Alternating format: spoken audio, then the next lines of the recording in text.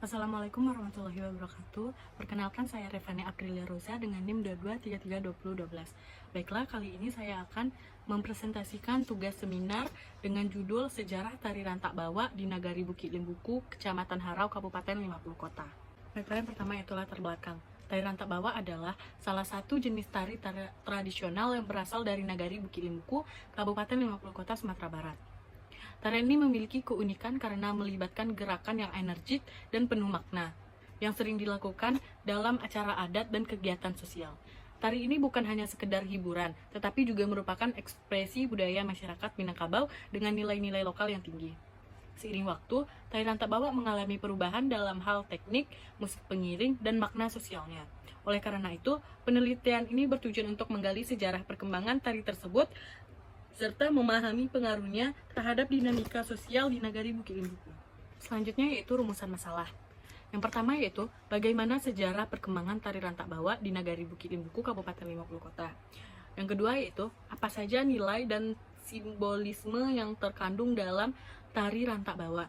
Yang selanjutnya yang ketiga yaitu bagaimana pengaruh tari rantak bawa terhadap kehidupan sosial masyarakat Nagari Bukit Limbuku. Selanjutnya itu tujuan penelitian. Yang pertama yaitu mendokumentasikan dan menganalisis sejarah tari rantak bawa di Nagari Bukit Limbuku. Yang kedua yaitu mengidentifikasi nilai-nilai budaya yang terkandung dalam tari rantak bawa. Yang ketiga yaitu mengetahui dampak sosial tari rantak bawa bagi masyarakat Nagari Bukit Limbuku dalam konteks sosial, budaya, dan ekonomi. Selanjutnya yaitu manfaat penelitian. Manfaat penelitiannya yaitu memperkaya kajian tentang seni tari tradisional, khususnya yang berkaitan dengan sejarah tari di Minangkabau. Dengan mendalami sejarah tari rantak bawa, penelitian ini berusaha menyajikan informasi yang komprehensif tentang bagaimana sejarah tersebut berfungsi, tidak hanya sebagai elemen statistis, tetapi juga sebagai medium komunikasi yang penting. Penelitian ini juga diharapkan dapat menjadikan referensi bagi peneliti lain yang ingin mendalami kebudayaan lokal, khususnya dalam konteks penelitian tentang kostum tari dan simbolisme budaya.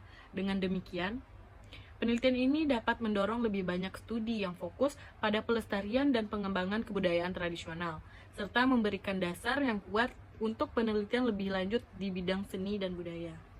Selanjutnya yaitu manfaat praktis.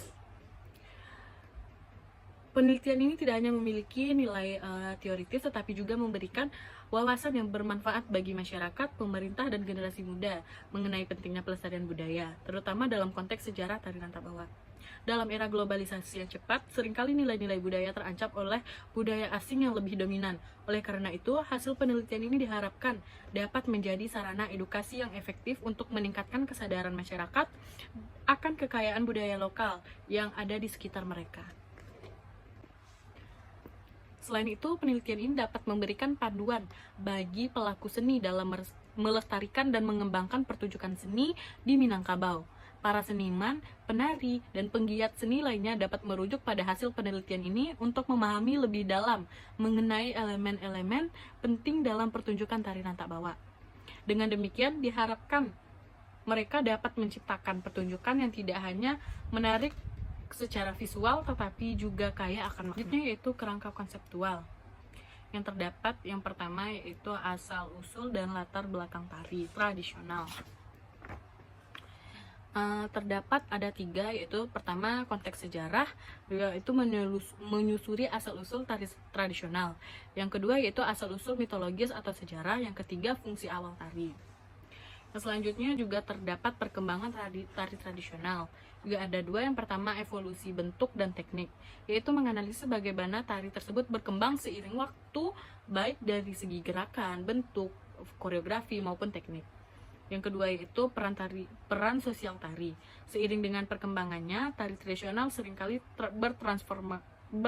bertransformasi untuk memenuhi kebutuhan sosial yang lebih luas. Yang selanjutnya juga ada penyampaian nilai sosial dan budaya. Tari tradisional sering digunakan untuk menyampaikan nilai-nilai moral dan sosial, seperti tentang kebersamaan, kepahlawanan, cinta, atau pertahanan budaya. Yang terakhir yaitu ekspresi identitas budaya.